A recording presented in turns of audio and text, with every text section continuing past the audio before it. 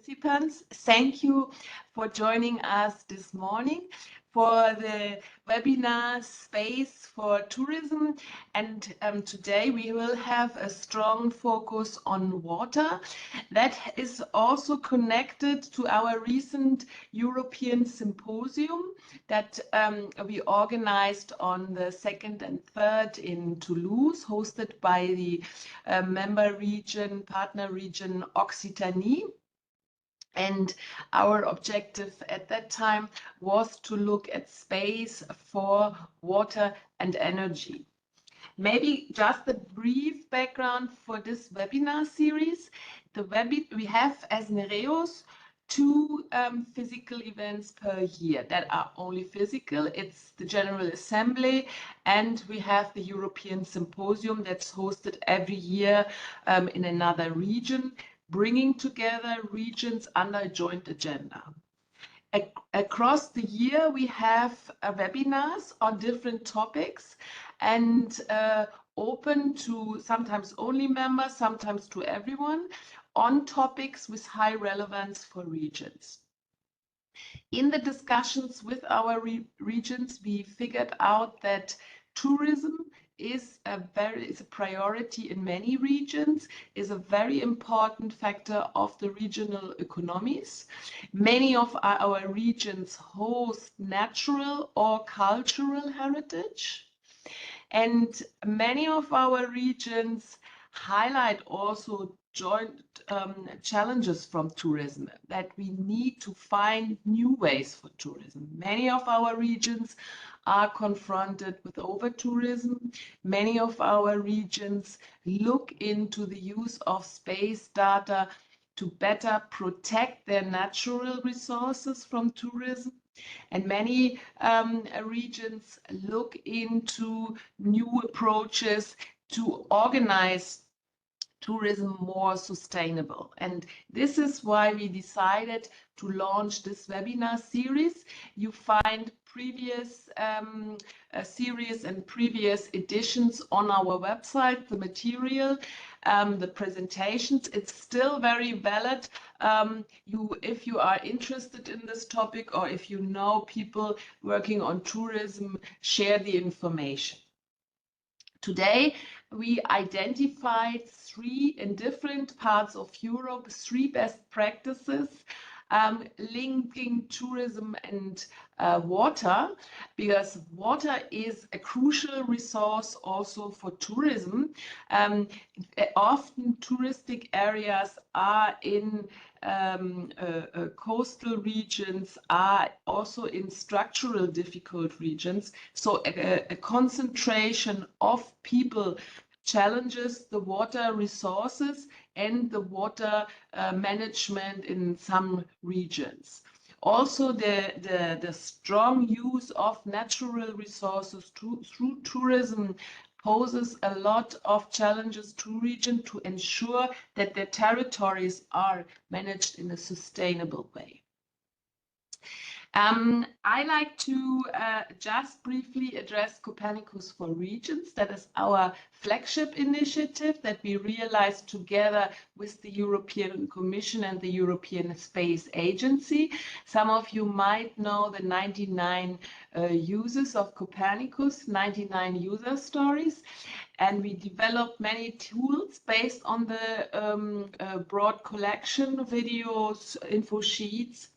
And the idea of the collection is that we follow the stories. So 2 years ago, we updated the collection. We looked at the stories and asked ourselves, how did they evolve? What were developments? And we brought that feedback together. You can find it on our website. So you see evolutions in Copernicus user stories. And now, in the next weeks, we are going to launch a new call for Copernicus user stories, and we will be very glad to have your experiences. Stay tuned. A lot of these stories will be, might be selected to be staged in the European Parliament for debates with European members of the Parliament or with the Committee of the Regions. So now I talked a lot. I think now we can go in the subject. And since our first speaker is not joining, I think we have to change a bit. We start with the best practices. We identified 3 relevant best practices we would like to share with you. And I'd like to give the floor to Professor Tiit Kutzer from the University of Tartu. And please present to us the Horizon Europe funded project Water Force, Water Scenarios for Copernicus Exploitation. Please, Professor Kutzer, the floor is yours. Thank you for the invitation. Yeah, I'm in everyday life head of remote sensing department in Estonian Marine Institute, which is part of University of Tartu, but yeah, I coordinated for 3 years a project called Water Force, trying to share. We tried before and it didn't work very well. Is it working now? Nope. It should be there.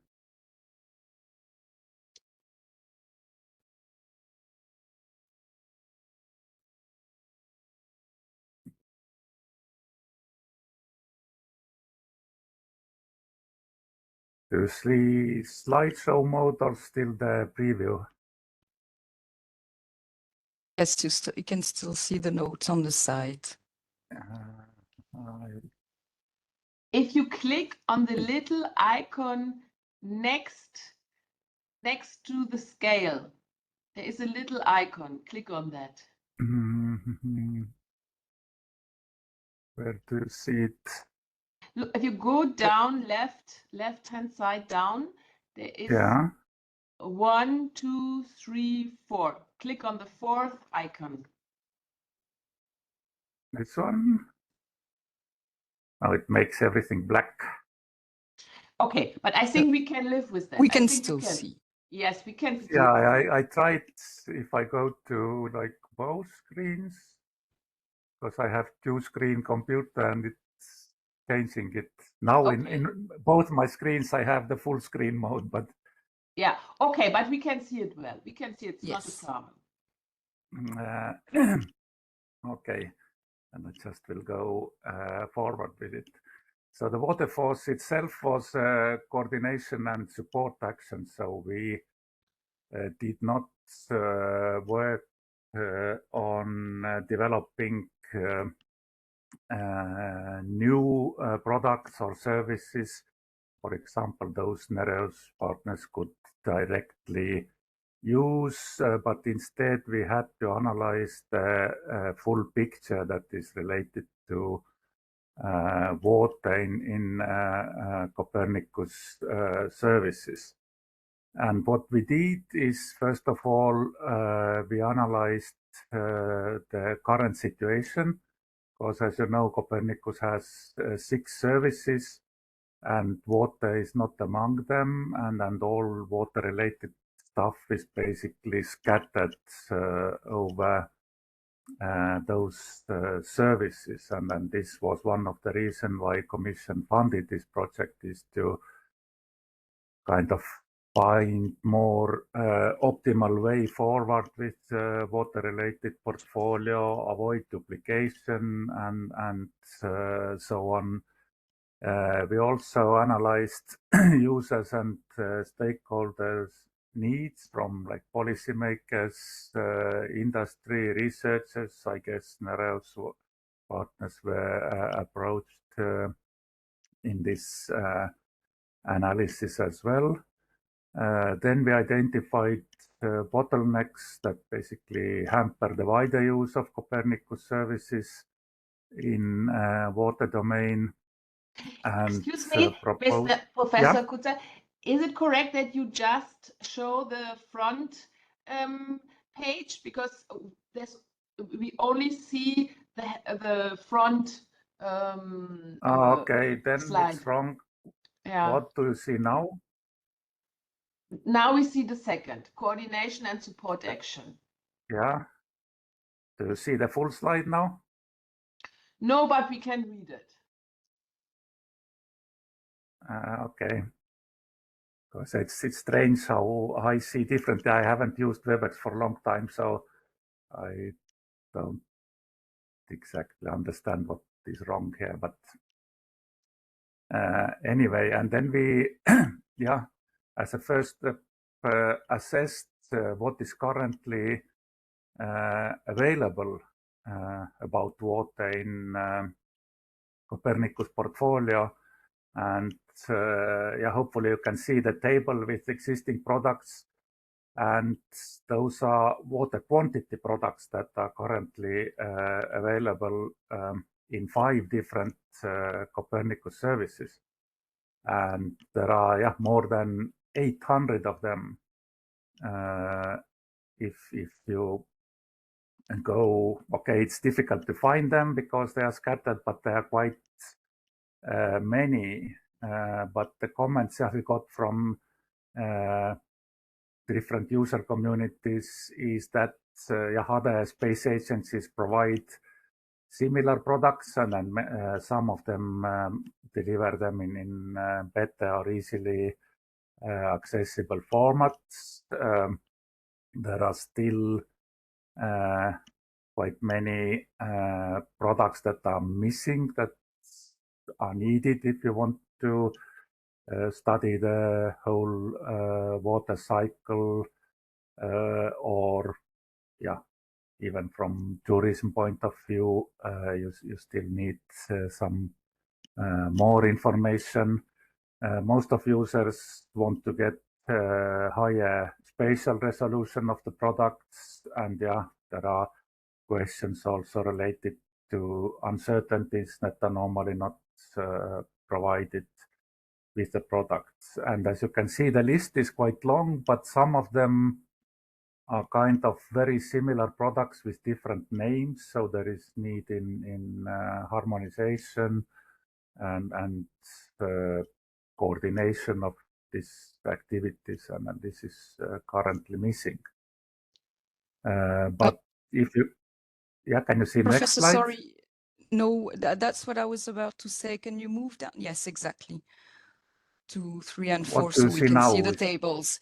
We see slide 4 with the table, existing products.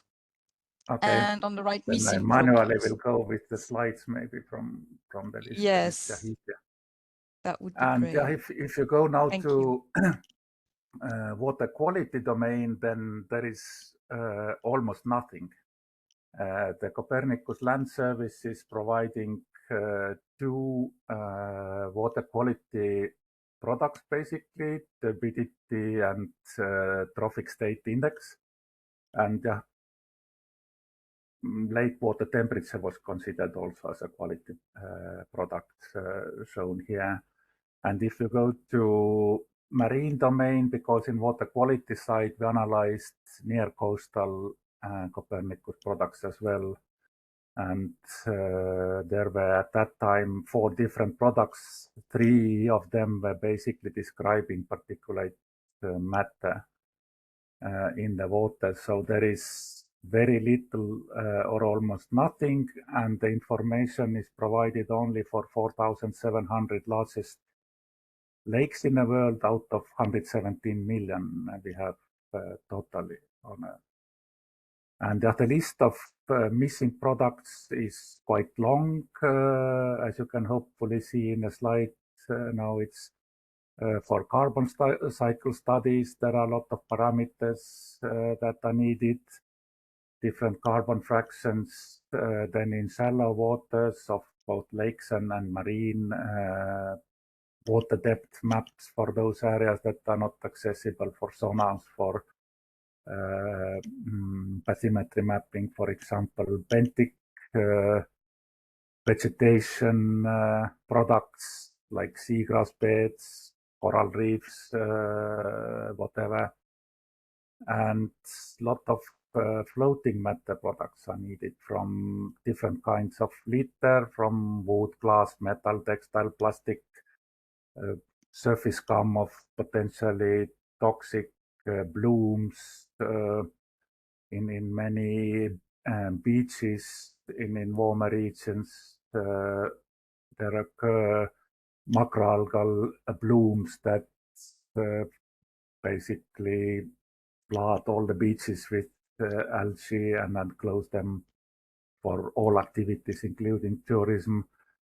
In inland waters, there are water hyacinths and other fast-growing plants that block waterways, beaches, and so on. So there are lots of products people need, but Copernicus services are not delivering.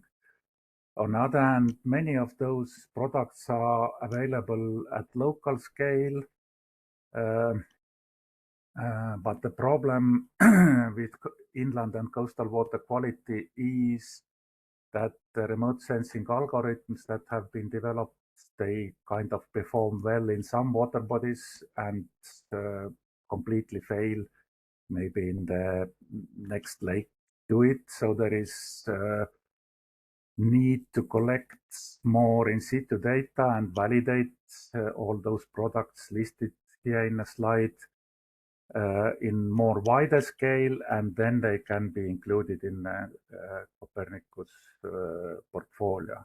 But currently all this stuff, and I guess NEREUS partners mostly want also lots of parameters from this missing product list, but currently people have to do this locally if they want to use remote sensing data. You see now next slide with the bottlenecks. Yes. Yeah, so yeah, we analyzed what are the problems, and one of the major problems we identified was lack of in situ data, because when Copernicus program was launched, it was decided that Copernicus program will not collect any data for validating the remote sensing and model products. All the data should come from member states. And as you saw, there are like 800 something water quantity products. So this kind of arrangement works in water quantity domain because all countries in the world have weather services, hydrology services that collects at least some kind of data. And so all this information can be used for developing and validating satellite products as well. So another problem is limited trust in Copernicus products in general. In some sense, it's just subjective. People don't trust the remote sensing products, but also when you don't have in situ data to validate the products, and it's quite right that many people don't trust it.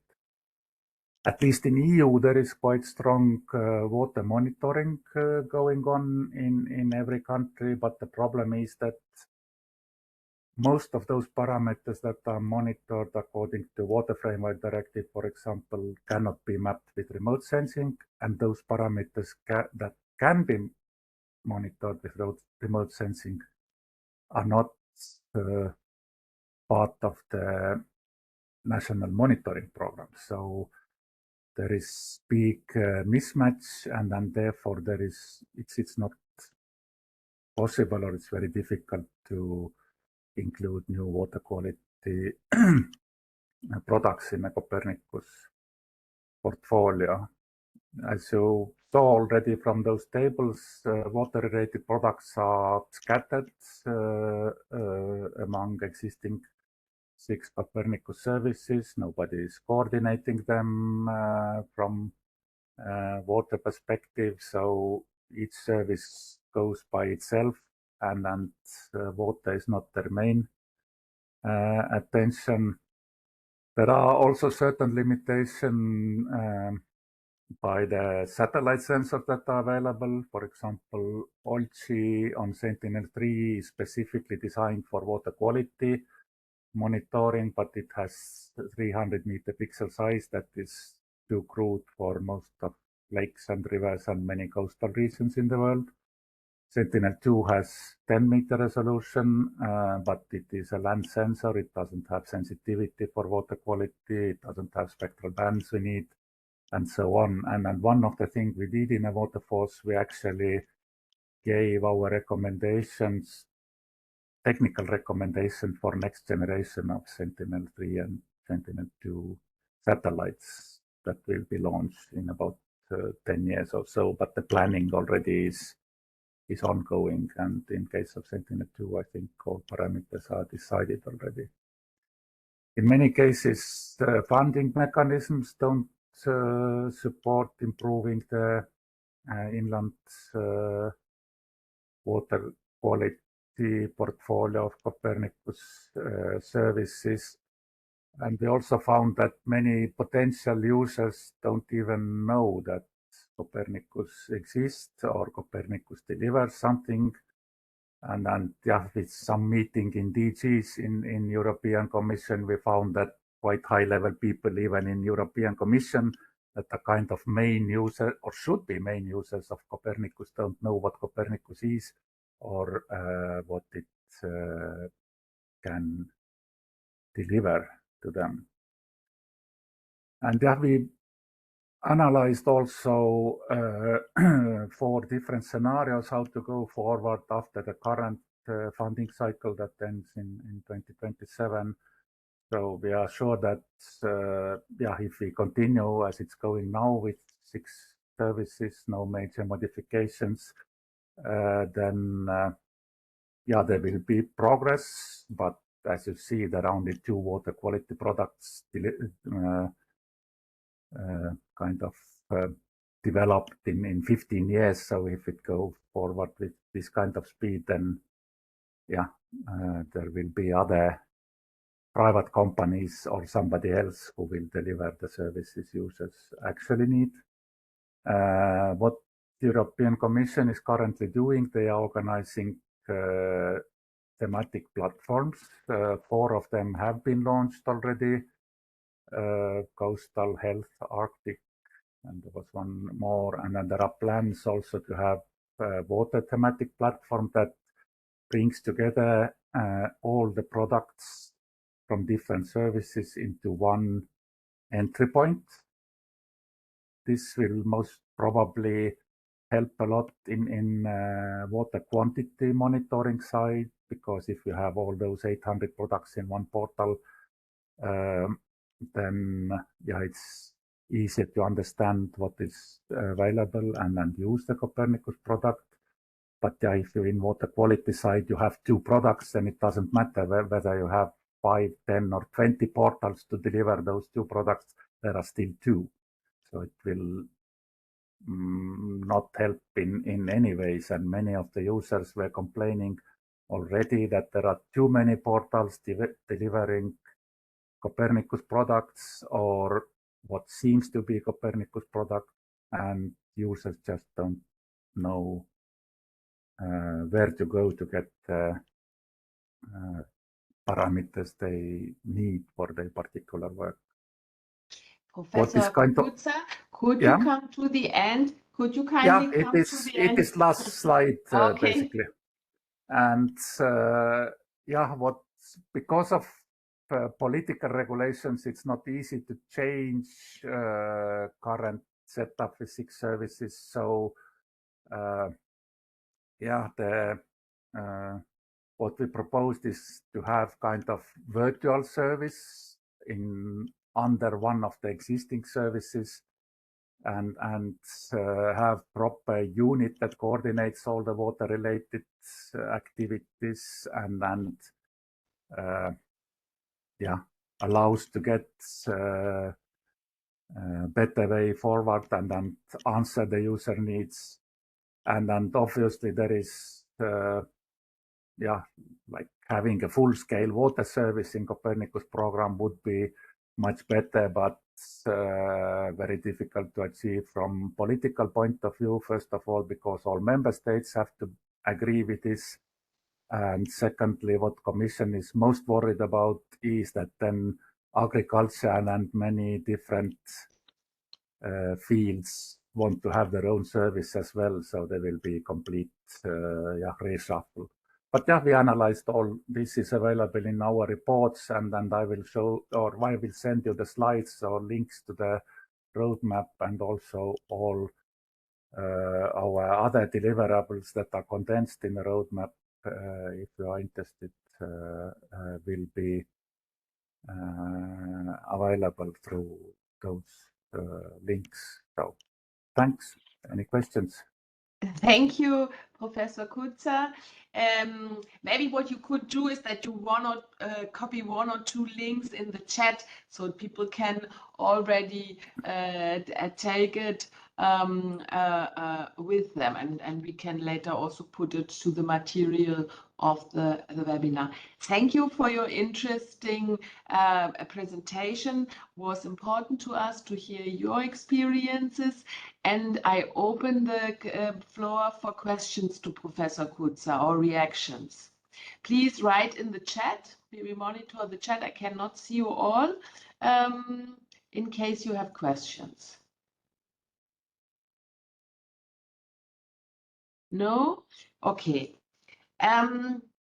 Then I like to move on to the next best practice. I saw that the introduction speaker has joined, but now we hear the three best practices, and then we have a more global overview.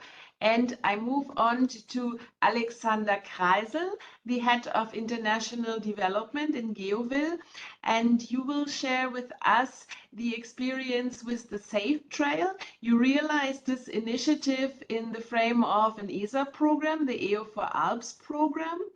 And we are very interested to hear more about this service. GeoVil is one of the key companies in Europe for satellite-based land monitoring. GeoVil is based in Innsbruck in the Austrian region Tyrol, which is a very strong tourist destination, and I'm also very interested to know what your public authorities in Tyrol see as major challenges from the tourist sector. And I had a look at your website, and I found very interesting that you highlight the public sector as a key group of your clients, and very interested to learn also more about your experiences with the public sector. Please, Alexander Kreisel, the floor is yours. Thank you very much, Roya, and yeah, thanks for having me. Welcome to everyone. Also, thanks for the quite comprehensive introduction. So there's not too much to add. So maybe just quickly, GeoVil is a private company, and yeah, with this initiative in the EO for Alps, we were able to do some work also right in our doorsteps, because usually we are operational worldwide with mostly Copernicus programs, and yeah, in my department we actually mostly working with ESA, so the European Space Agency, and in that regard then also to with mainly the international financial institutions. So it's also nice to actually work right at our doorsteps. So for the Safe Trails, this was in this EO for Alps initiative, there was done this Pathfinder study project created, during which we created a prototype supporting security for alpine summer tourism. Does the screen change? Can you yes, see the you see your okay, first perfect. slide. It's like okay, alpine tourism, major economy. Okay, great. I just wanted to check. So in the background is, so as you said, in Tyrol, tourism is a big factor, slightly more in winter than in summer, but summer is also becoming increasingly important, also because winters are getting shorter and there's less snow cover. But so summer is, of course, Tyrol is an important destination for hiking in the mountains. So this is one of the major reasons why people from all countries all over the world come here. Mountain activities, mostly hiking, but also mountain biking, mountaineering, so in the very high Alps, running, climbing. So a lot of is actually related to the mountains. But unfortunately also, mountains is a wild terrain. And unfortunately also every year a lot of accidents do happen because of various reasons. Some are listed here. So there's rockfall, mass movement, also because of climate change. So this increases. A very big one is cardiovascular failure. But then there's of course also with increasing tourism influx and mass tourism that the overconfidence and inexperience take more place, and that is especially then related or becoming more serious in early summer or late spring.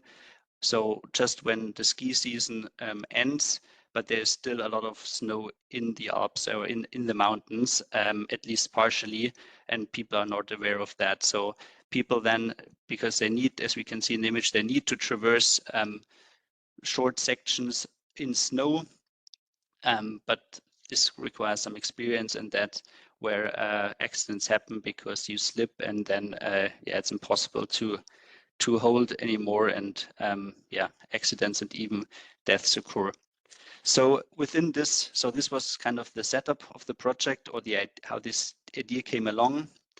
And so we identified 2 problems that we can address within this Pathfinder study of ESA that can be very well combined.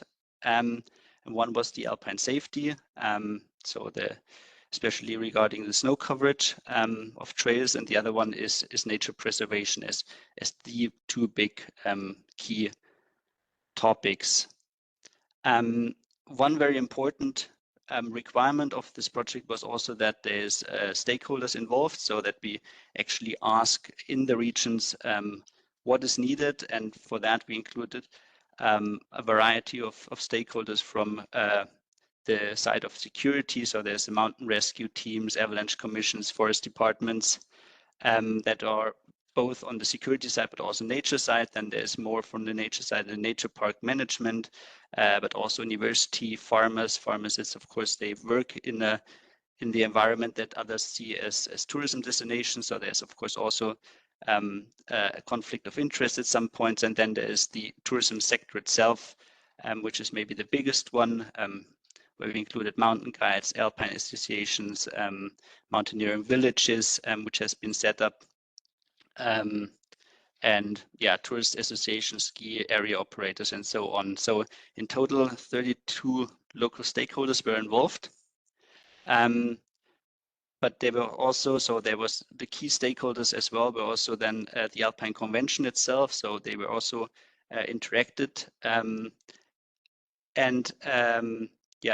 So two tourism boards, basically. One is the Tyrol Holding, so from the Austrian side of Tyrol, and the other one is from Southern Tyrol, so the German-speaking part in Italy, that were also densely included. And to make this, to make use of this kind of boundary situation that we are here in Tyrol, we identified 3 pilot regions where we want to have a closer look at, and where all these stakeholders are also located. So we have one in North Tyrol, which is the Schnitz Valley, one a transboundary one in the Ötztal, which is maybe familiar to some of you, and then in the Dolomites in Southern Tyrol, and also at the border to the Trentino, so the Italian-speaking part.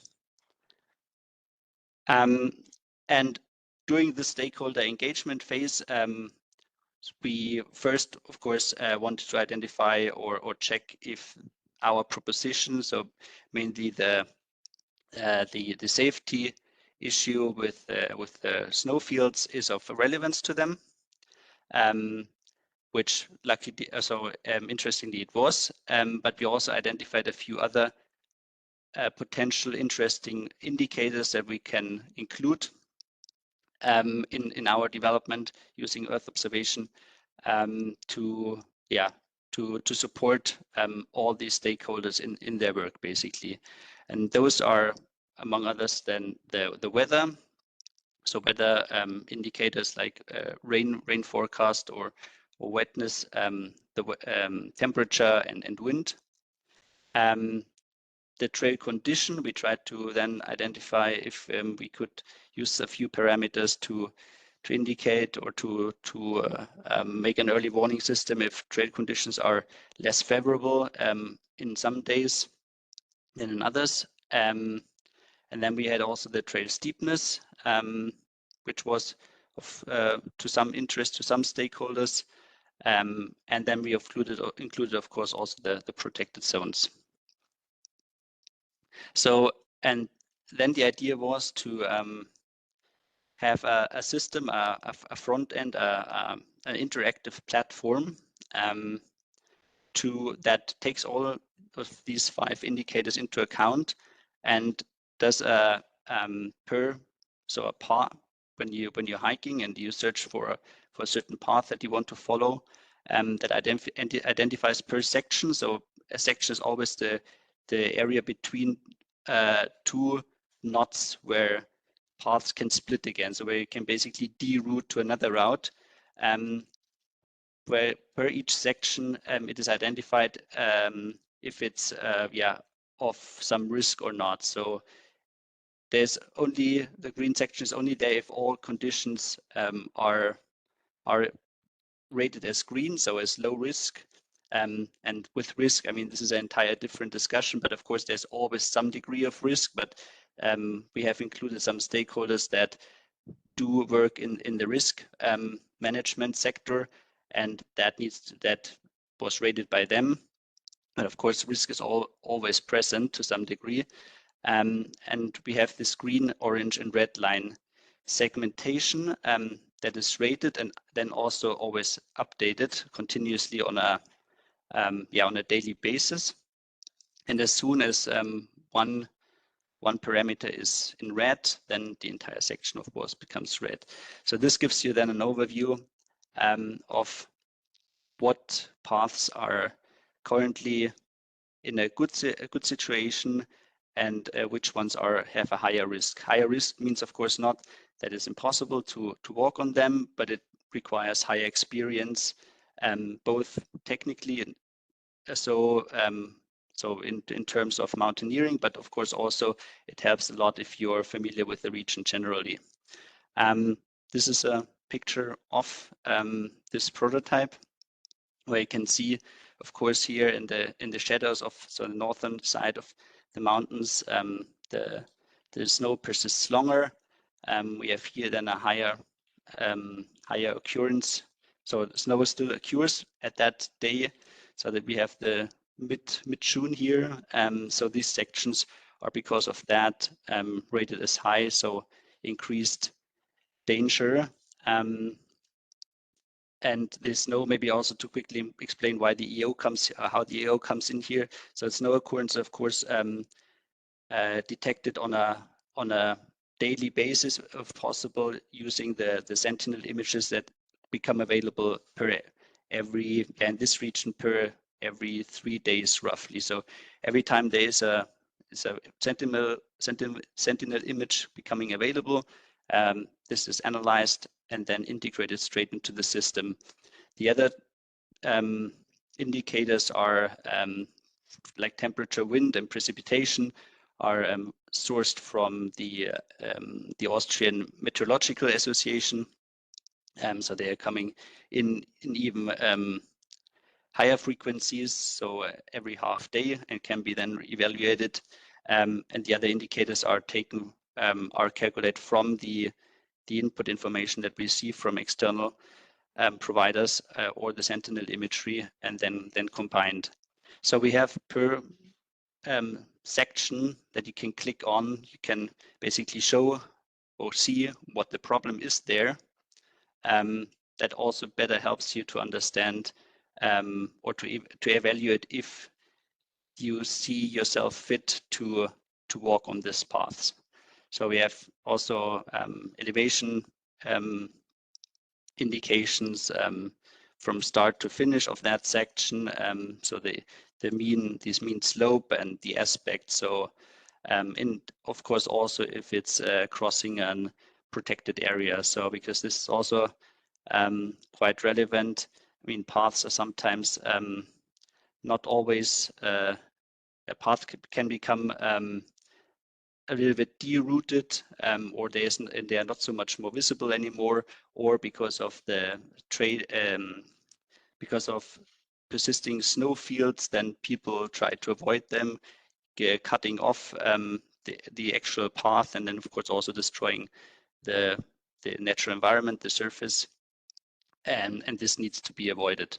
So this should give you a good overview of the current situation, and it's updated per each indicator as soon as possible. You can also, when clicking on it, actually see when the last time there was an update. For example, for the snow occurrence, you can see here, this one is now from the 1st of April, and we can see the last image was from the 2 days before, because yeah, that was when last time when the image became available. Also to give you just a very quick feeling of how things can actually change. So this is from an earlier mock-up. We have here a situation just behind Innsbruck, the Nordkette, quite steep terrain. In May, the situation looked like this, where there's still quite a lot of red segments. So here actually is where, I think it's here, where the cable car comes up just from Innsbruck. So meaning that there's a lot of tourists going up there, very, very easily reachable. Also because of the southern side, you don't see the snow. But as soon as you enter the northern side, you get you have a lot of snow, and also due to the steepness, potentially a very high risk of accidents because of this. And in June, the situation improves quite significantly. There's a lot more green, but still in some areas snow persists. So the snowfields become smaller. They are maybe not so apparent. You go around a corner and all of a sudden there is one, and then tourists are confronted with the decision, yeah, shall we turn around or shall we just try to cross this 20 meters of snow? Can be fatal decision if you're not well experienced, but this helps you to plan ahead already when you're still at home. And then in July, we can see here, yeah, most of the trails are already free of snow and can be easily walked on. Yeah, that was it from my side. Happy to answer any questions, and you can also here see some contact points if you're interested in reaching out. So maybe just very quickly in the end. So this was a prototype.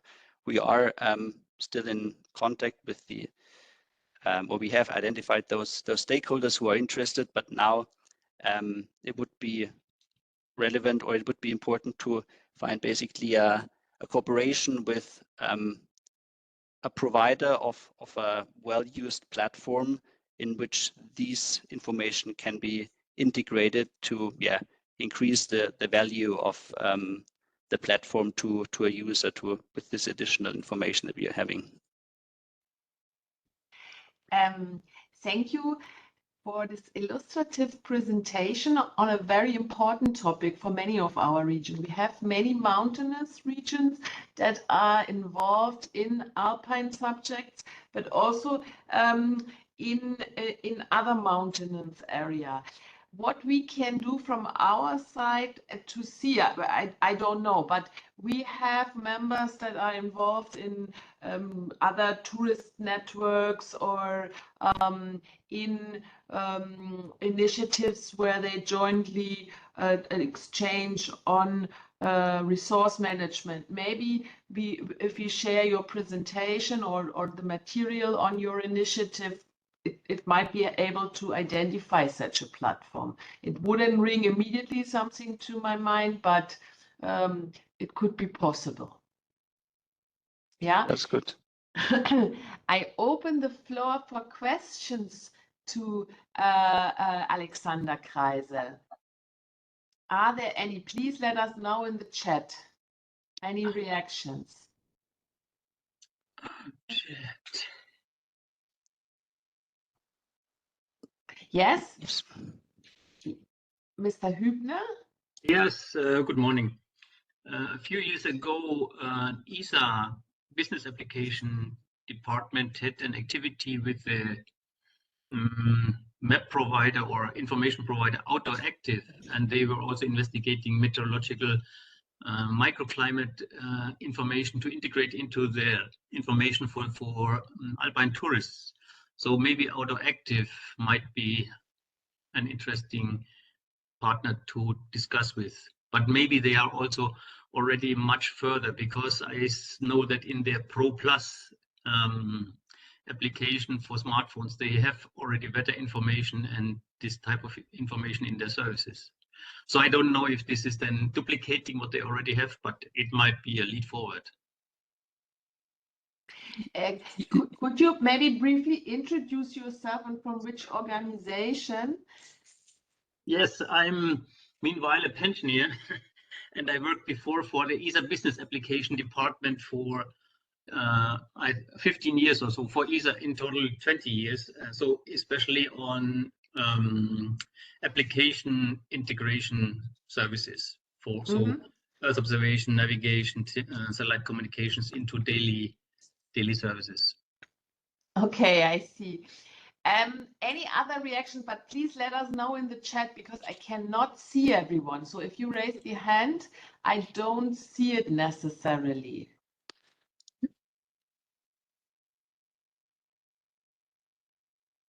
Okay. Yeah, maybe just a quick reply on this. Yeah, thanks a lot.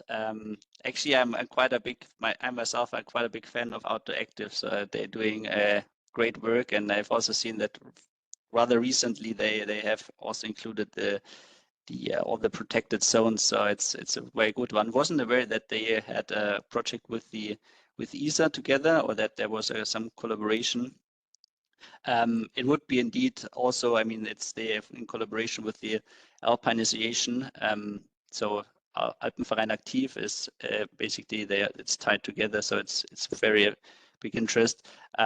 So yeah, this is something that we would technically consider, but it's it's I think one step actually further, because this is a prototype. So I think there needs to be a little bit more development going into that, for which we also need some funding to basically get to the next step. And with the funding comes, of course, also the expression of interest from an end user perspective.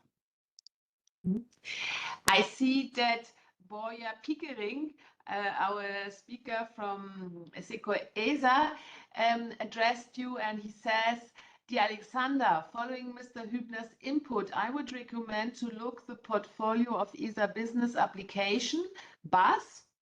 You can browse and filter potential providers that can be interesting to you." And he has put the link for you. Thank you very much. I will. Also, what you could consider is working with a group of regions, and really in their region with regional instruments to see how to make the next step, because ultimately you want to have broader use in Europe.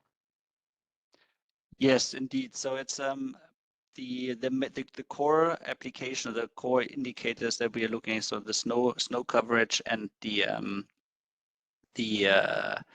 nature boundaries, or the protected area zones, they can be applied all over the Alps, even in other mountainous regions like the Tatra or other mountain regions in Europe. So this is potentially, or should be possible everywhere, but of course you need the local stakeholders on board to actually also promote this, because this differs in all regions a bit. And did you have exchanges on the subject with the region you are based in, with Tyrol? Yes, yes. What were their reactions? They were very interested. There's also they have also themselves started a Interact project on this. But yeah, it was not. It's also the project is was started quite a bit ago. So it fell a little bit silent lately, but yeah, the main topic was now that we haven't entered the next stage where we had follow-up funding to actually pursue with that. But yeah, we also wanted to use this opportunity to spread the word and maybe identify maybe also new angles that from other regions, if there is interest, that could be potential entry points. So that was also a bit in the back of my mind, because Interreg is a very interesting scheme for many of our regions. And we have, with satisfaction, one initiative currently ongoing. And maybe we could explore to make to build on the next step that you wish to make, and a new Interreg project with other Alpine partners. So that's maybe something we could explore after our session today. Yeah, that sounds good. Can we publish your presentation? Is that okay with you? Can we put it on our website, or you prefer only with the participants of the webinar, or you don't want to share your presentation? That actually I would need to check with my commercial director, because there are some sensitive, because it's prototyped, so, and it's not. Okay. Let us let us know afterwards with email. Thank you very much, and thank you very much for joining. So I come to the next best practice, and now we are going more south.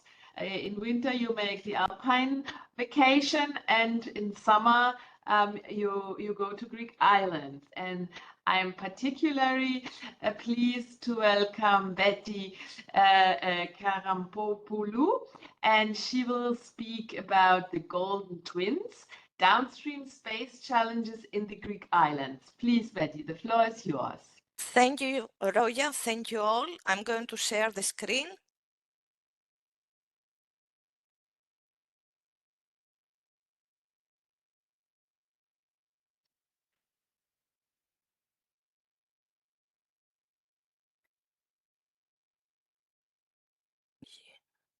Can you see? Yes. Okay. So I'm very happy that I heard also about this is a commercial division, because the Golden Twins is a project that is funded under the ESA Incubed program.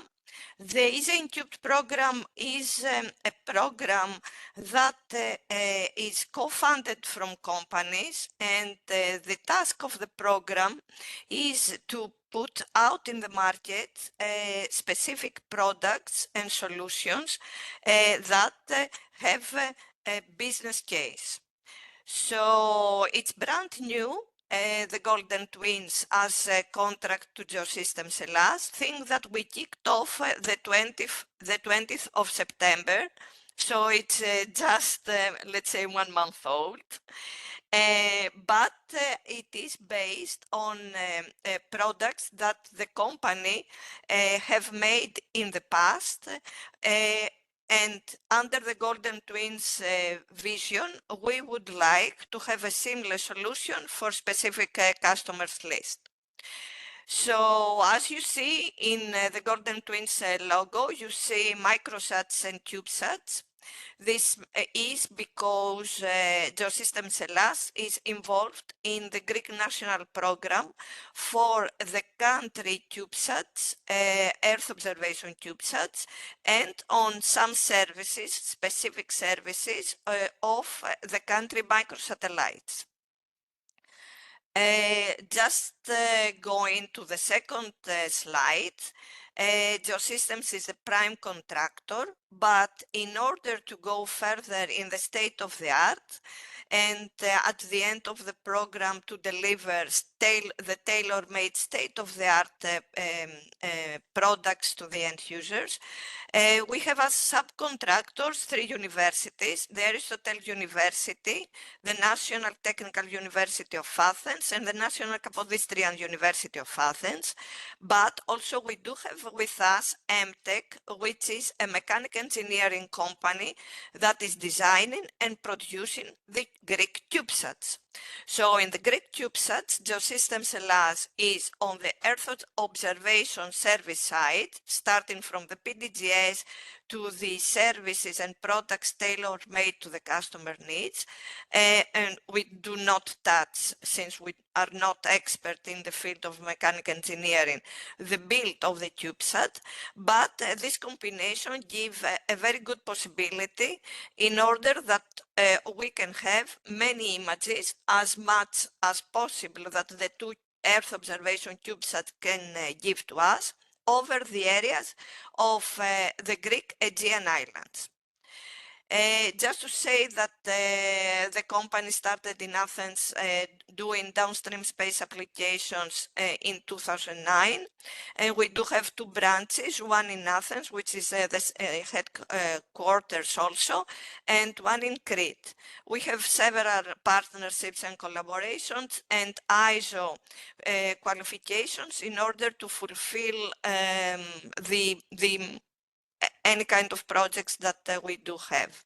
InCubed program is very interesting for us because, as you see here, as add-on to the software development and the R&D divisions, we have a purely commercial industrial division in order to help the Greek and Cypriot customers on more sophisticated products for their everyday use. This is the big picture. This is the picture on how we see the future of the Golden Twins. We have, first of all, the Hellenic Space Down, which is the 2 Earth observation small CubeSat satellites, the Ilios and the Selene. On the left side of the schema, we have the collaborative missions because the 2 universities do have a collaborative mission, Hermes, which is another Earth observation CubeSat. We do have a constellation from Slovenia that we work with them, which is a microsatellite, Nemo HD, which is delivering Earth observation image plus a video, which is quite important in the Aegean Sea monitoring. And of course, we would like in the future that the Greek National Small Sat program will give more information from the Greek national microsats with different kind of sensors to involve also those data inside a system, which the system of course will fuse all the ESA Sentinels and Copernicus missions, the current and the future, in order to service the Greek islands for safety sector for 3 topics: the forest fires, vessel activities, and the extreme precipitation events, which all those, let's say, affects the tourism, affects the insurance, because we had an example of last year, Rhodos fire, that a lot of tourists were moved to the local hospitals, which were overloaded because of breath problems, because of the fire emissions after. And also, like that, we would like also to approach the insurance companies for 3 things. First thing is for the tourism inclusive packages, all inclusive, including the insurance, in case of safety sector coverage, and also premises that are close to the coastline and suffer from the sea rise level, or close to the small forests, because like that they suffer from forest fires. Of course, the extreme precipitation is another event that, because of the climate change, the last years we face this as a problem in the Greek islands territory. Last but not least, in Greece there are 6,000 islands, including the Rocky Islands. The 237 have habitats, but there is a vessel activity, rental activity, that the tourist can rent a small fast boat in order to go also to the Rocky Islands. So there, because of extreme events, the coast guard is facing, how to say, traffic in some, let's say, high touristic periods. So that's the vision, that's the big picture. I'm not going to go further to that, because this slide is giving information when the missions will be ready, in order that we will get the proper imagery. But in parallel, we are preparing all the services by using simulated data and also Sentinel and Copernicus data as add-on to Copernicus contributed missions, in order to be ready when the Greek national project imagery will be delivered and included in the Golden Twins platform.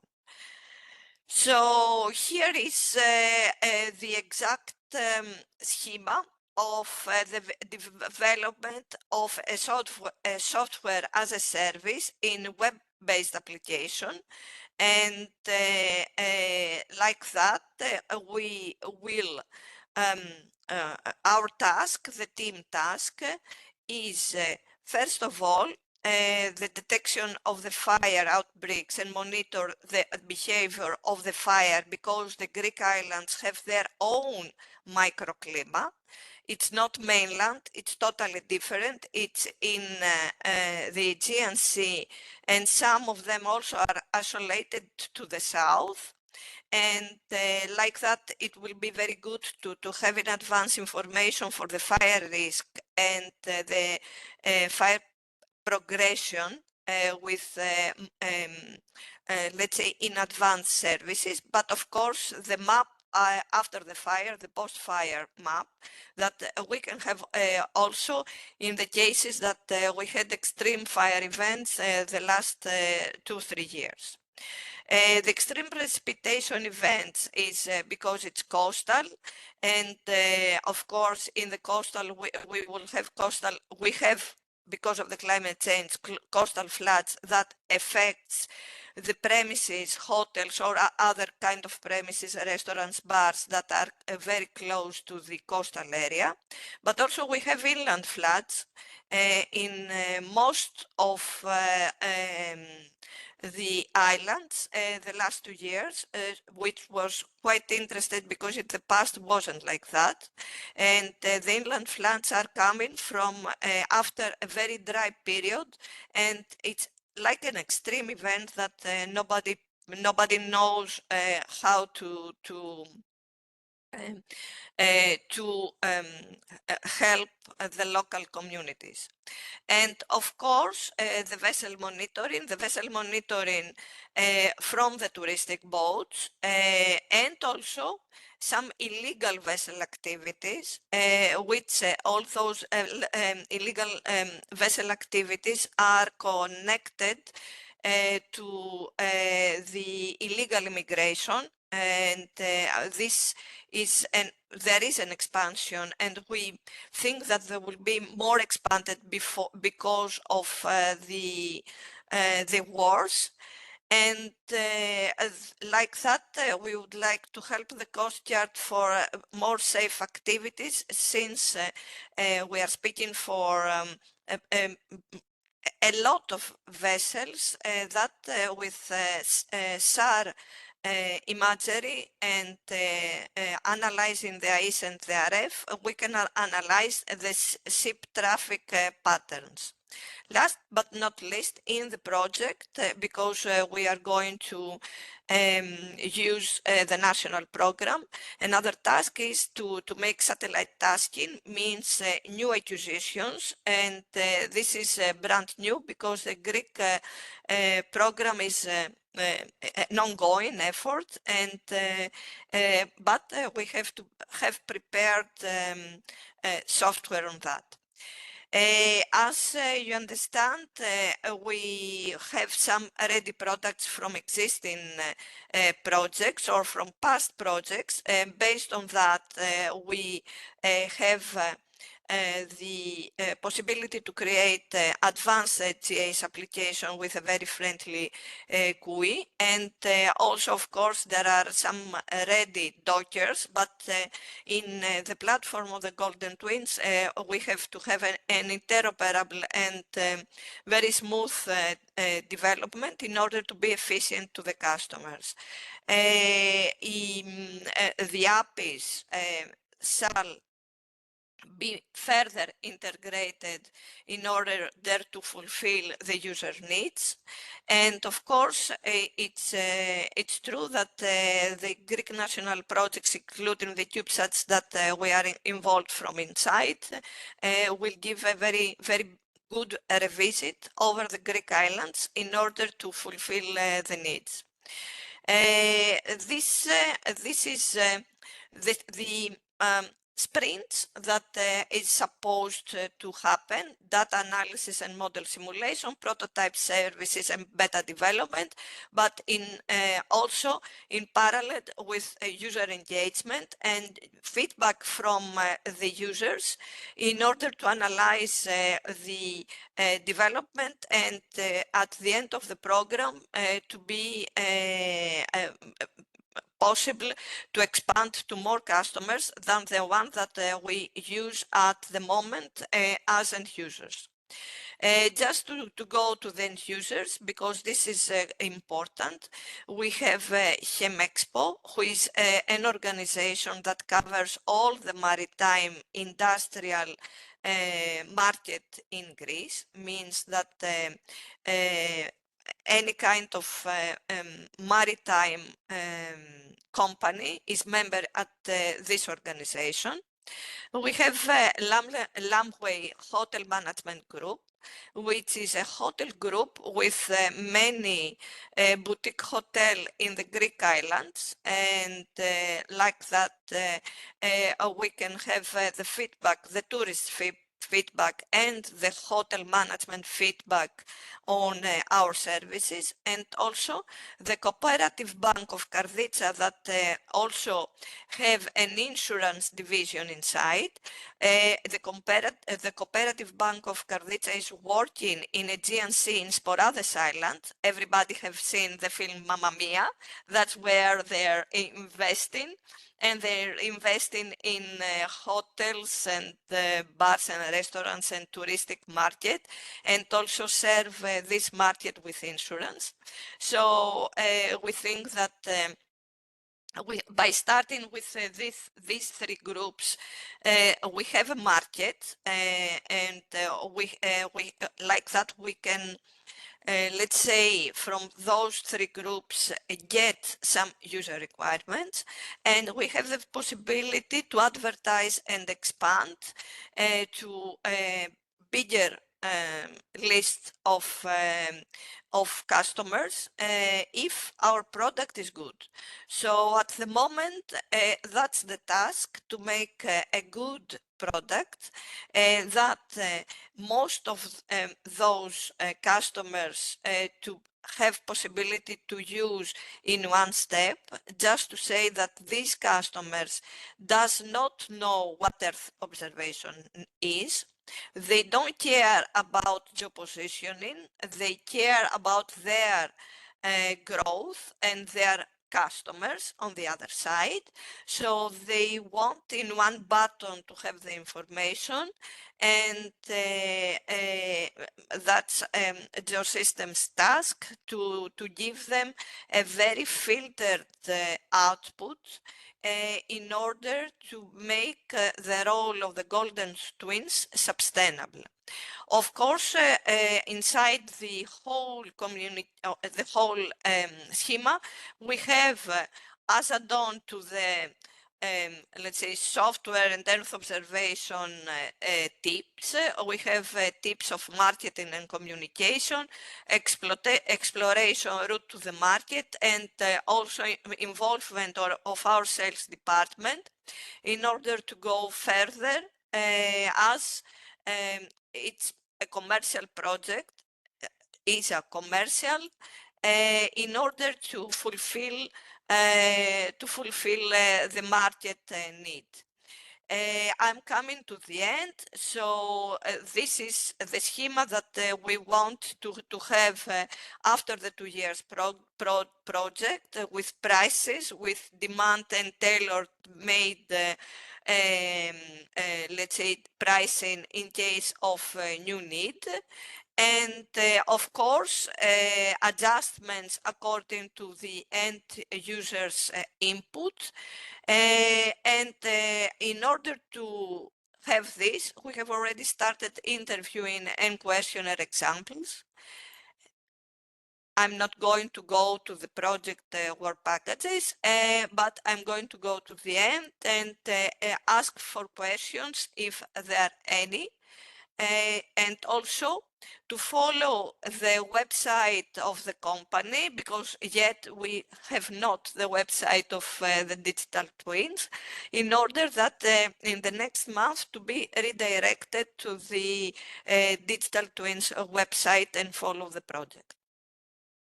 Thank you, Betty, for this interesting presentation and really showing also the diversity, what we can do with geoinformation. Are there any reactions or questions to Betty? Please write that in the chat. Okay, not for the moment. Betty, can we publish your presentation? Do you want to share it? Do you want us to put it on the website? You can also think about it and send us by email. Yes, thank you, because I have to ask the project manager of the project of the digital twins, and because it's brand new contract, and I will let you know by mail. Excellent. Thank you so much. Thank you so much, Betty. Now we come to our last speaker. Boya, your intervention had been meant as an introduction, but I think it doesn't mind. We heard now 3 very interesting and illustrative best practices. One really was about the different aspects of water.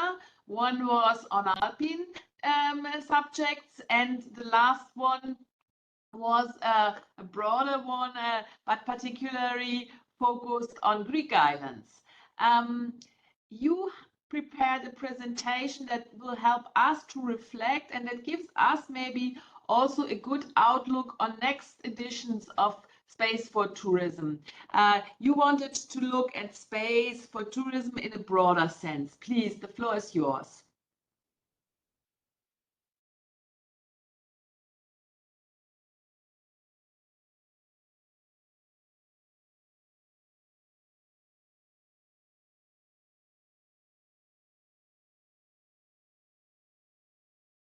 If you said something, we can't hear you. I don't know if you said something.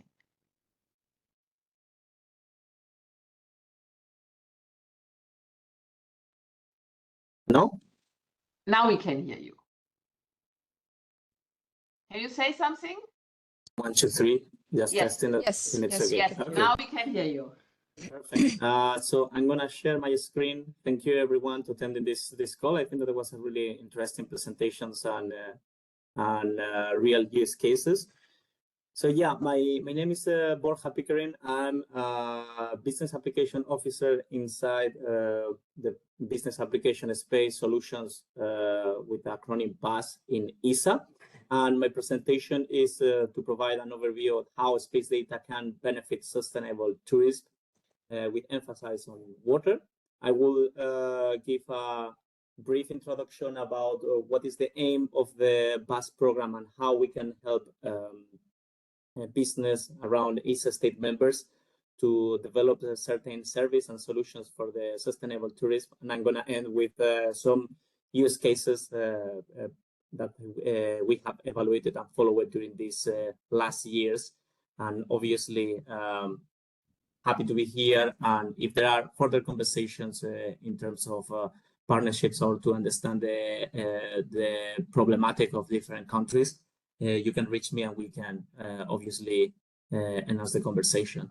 And obviously, thanks NEREUS for organizing the webinar and to all the attendees. So I'm gonna start with a super simple question. It's about what comes to your mind when you think about tourism and space. And this question normally it's intended for people that maybe are not super aware about how space data can be linked with specific markets. So maybe in just 5 seconds, what a person will think about is more about out of the Earth. So what happens into space? We are thinking about holidays at the moon, maybe the creation of spaceports that can enhance the visits of the people from Earth to the moon or to the Mars. So it's good for imagine what is a scenario in the future. But I'm pretty sure that maybe everyone, or at least the majority of you knows what is the difference between the upstream and downstream sector in space. Because the upstream, it's whatever work, technology, or activity that is intended to send in objects or life forms into space or for space exploration. But here we are focusing in the downstream. So it's how we apply the upstream technology on Earth for different applications. And as the different speakers has been provide different use cases, just to recap, the 3 main type of technologies that we are following in this BUS program. One thing is the Earth observation data. So it's about the process of acquiring observations or of the Earth's surface or the atmosphere, depending on the sensors that are more related to space weather. But we can think about the satellite navigation part, which is all the systems that use the satellites for provide the autonomous geopositioning, and also the satellite communication, which is also a system that uses multiple satellites to provide communications links between multiple points on Earth. So it's how we combine the space data coupled with Earth technologies, virtual reality, augmented reality, artificial intelligence, IoT, cybersecurity, etc., to create different solutions and serve to different markets, like the one that you see on the right side of my slide.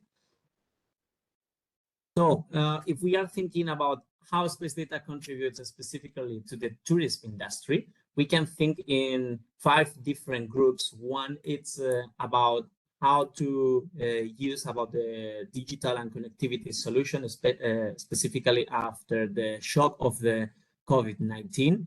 We are thinking about different scenarios like a main transport, rural tourism, the connectivity of travels in every stage of the potential adventures. I mean the planning when you are in the place that you are making the tourism, and after you visit, and the active engagement of the tourists during the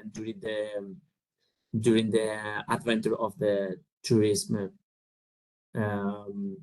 activities.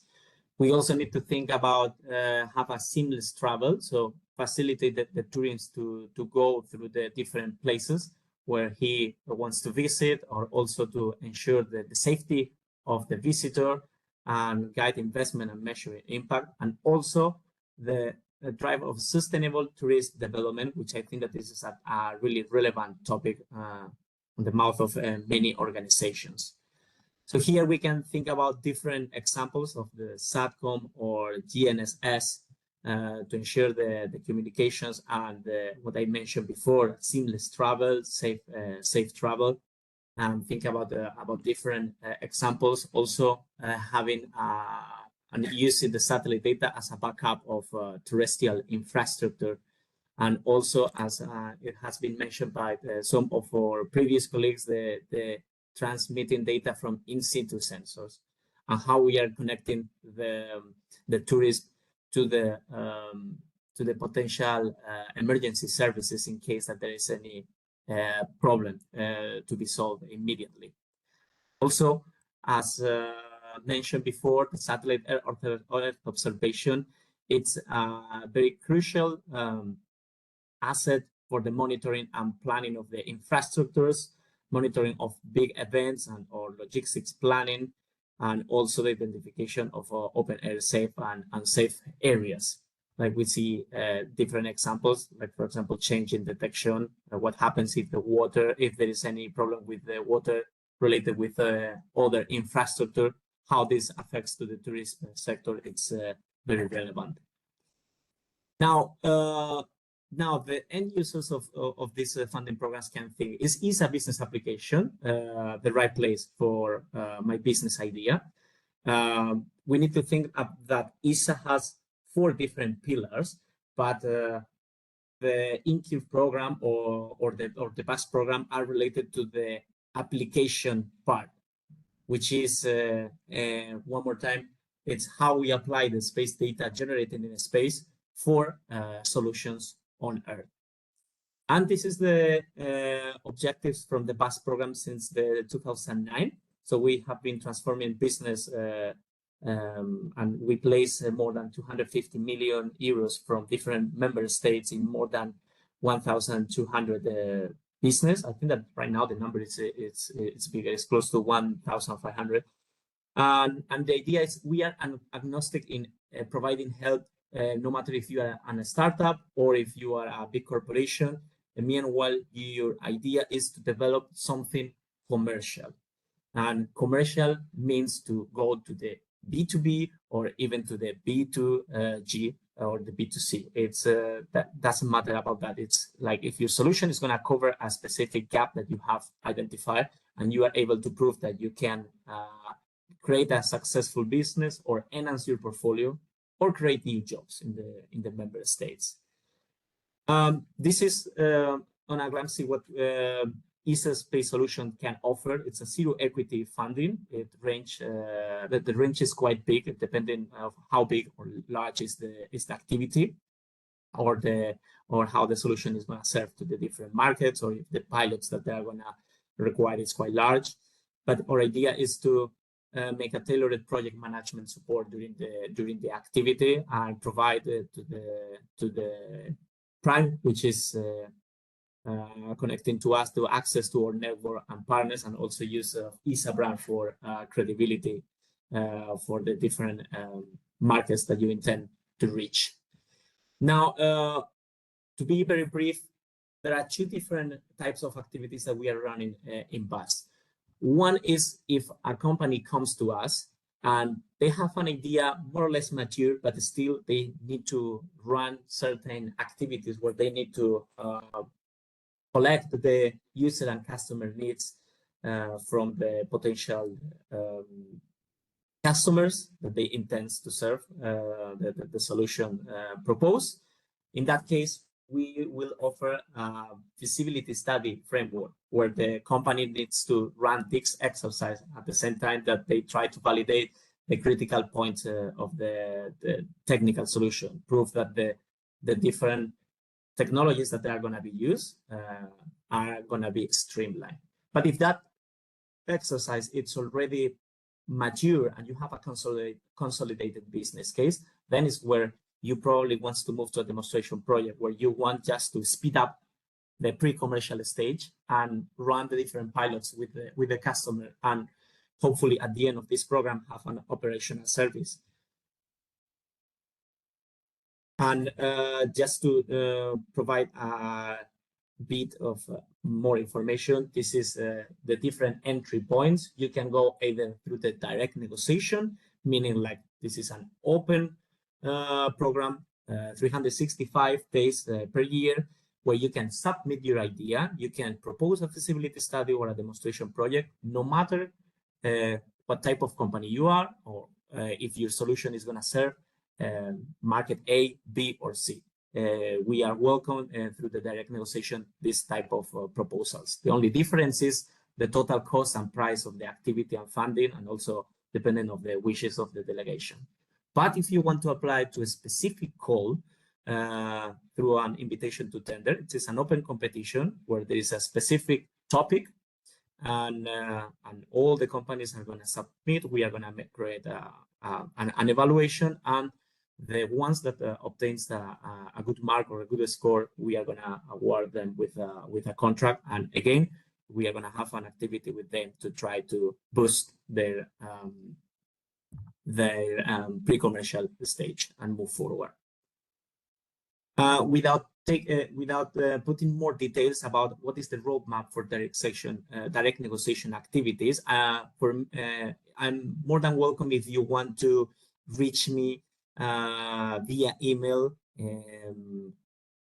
because maybe a company wants to understand what is the effort that needs to be performed by the company in order to get a contract in the ESA BUS program, and also have the project implementation. So I'm not going to enter in many details, but I think that this slide can provide you a bit of overview about how is the time to get a contract in the BUS program.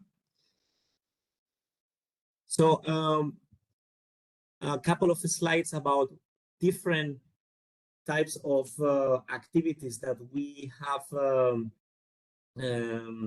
added in our website to stimulate the landscape of European companies. This space for tourists call, even when right now it's closed and you can apply through the direct negotiation scheme, was an attempt to understand from different big players what was the crisis because of the COVID-19 pandemic. And we have been in discussions with key stakeholders to understand and capture their needs in the tourism sector. So few of them are listed here in this slide, like the Hellenic Chamber of Hotels, Worldwide Fund for Nature, Mercury Foundation, or Global Himalayan Expedition. But also we have a couple of goals related with water. The first one, it's about the plastic-less society, where we target different use cases that we try to stimulate the companies to apply for an end solution in the list of the different topics that has been listed here. And also, and I think that is more relevant, this is a call that we have done in conjunction with CEO Water Mandate, which is part of the Water Resilience Coalition, to address the global water crisis in these three dimensions: the availability, the quality, and the accessibility. And this is part of a long-term plan that they have to roll out a digital water resilience monitoring service to improve the status of 100 priority water stress basins by 2013. So we have selected different candidates in 2023, but until 2030, it's possible that we probably are going to discuss if it's necessary to reopen the program, or we have at the moment companies that they are thinking to move to the feasibility study to a demonstration project activities. And if someone has more, it's interested to have more information about this, please reach me and we can discuss a bit more of information.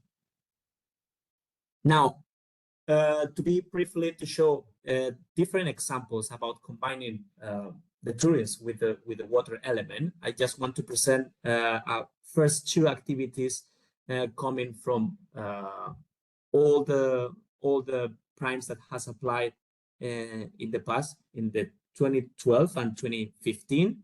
This is Italian activity called EASY, which they wanted to provide a one-stop shop services to the leisure yachting market in the Mediterranean Sea. So the idea was to explore if offering different e-tourism services, online assistance services, or navigation support services will stimulate the yacht market to buy the service that they were proposing.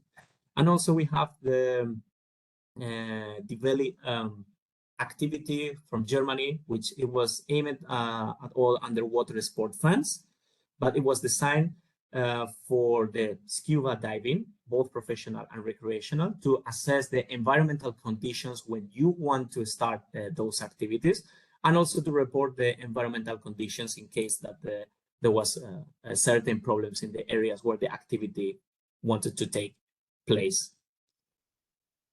Other activities, for example, in terms of sustainable tourism indicators, comes from France, from the company NEREUS, where they develop a unique tourist sustainable development indicator, which is a national, regional, and local scales with the aim to provide the sustainability of tourism, providing KPIs to monitor certain important topics that are interesting for the tourists and also for the local organizations that provides services in the tourist sector, which is about the air quality, green area health, but also the pressure on water resources. We have, for example, another Italian activity called Blue Discovery, developed by Blue Thread, where they create a proof of concept to try to access the control and provide information to the visitor in marine protected areas. So the idea was to have a kind of a profile or tailored itinerary for tourists that wants to access these maritime protected areas, but also to provide permits and authorizations, for example, for companies that they want to use vessels in those protected areas, and also other location-based services or find your mate services to easily locate and communicate with friends and relatives during outdoor activities, or also to provide an emergency call service in case that there is an emergency going on, and try to communicate with emergency service in local areas. Another exercise from EUMAP, in this case a company from Germany, was the Eyes on Plastic, where they develop a multi-sensor solution to detect and track plastic and litter in water bodies at a global scale. So this activity was piloted with LACTEC and ENEL and the sea cleaners. And the idea was to use satellite communication, Earth observation, and satellite PNT technology to also try to understand if the tracking of those plastic are also important for the tourism sector, specifically in those areas where the tourists, the number of tourists could be quite dense, specifically in moments of the year where the coastal areas are extremely busy. Boya, can you come to the end, because we are already off time? Yes, it's fascinating. I'm gonna show just a couple more of examples, and I'm gonna finalize, because this is all my last two activities. This is the INPAR activity come from Poland, which is a company that has developed a mobile app for immersive nautical trips. So the idea is to provide the different stakeholders that wants to navigate indoor water bodies, a mobile application that could be enhance the sailors, fisheries, and kayakers, divers, more safer trip around this type of waters. But the activity, the application now is launched as Seglush, which is sail in English. And for the last activity, this is the proposed IC, where they develop a mapping activity where they try to monitor the sargassum blooms affecting the Caribbean Gulf and Mexico. So the idea is to monitor the biodiversity that can be damaged in those coastal areas, but also how the tourism sector can be affected when this blooming algae reach the coastal areas. And just to finalize, I'm gonna just pass to the end. I hope that this presentation was useful for everyone, and I'm reachable thanks to my email borja.pickering@isa.int. So if you have questions about the activities, how to apply, or if you want to understand more how we can reach a specific partnership, please, I'm more than welcome to hear from you after the session. So thank you, Roya, for your time. Thank you, Borja, for this broad and very comprehensive presentation. We are over time, but before we close, if there are any questions or reactions to Borjan's activity, please let us know.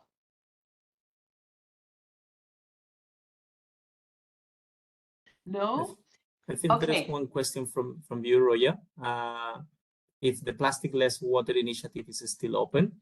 Yes. Not at the moment, but still a company can apply through the direct negotiation program, where we are welcoming all types of proposals in whatever moment of the year. Okay. Okay. Can we share your presentation and post it on the website? Yes, I only need to look internally if there is a specific slides. Maybe it contains sensitive information, but I will provide with the material to be shared. Okay, thank you. Thank you. I wish to thank all participants for joining us this morning, for your feedback. We hope you found the session interesting. We are building new ones, and we are especially interested to bring local and regional authorities to the floor, sharing with us their challenges. What are their challenges in the tourism sector? And they don't need to be space experts or have any previous contact with space. And we, of course, look always for interesting best practices to share with the community. Let us know if you have something that is worthwhile bringing to the floor. I like to thank Emmanuel Lambert for supporting us this morning, that everything worked well, and I wish you all a good day. Thank you very much, Roya and Emmanuel. Thank you, everyone. Thank you. Thank you. Bye. Have a nice day, everyone. Thank you. Bye. Bye. Thanks, bye. Bye-bye.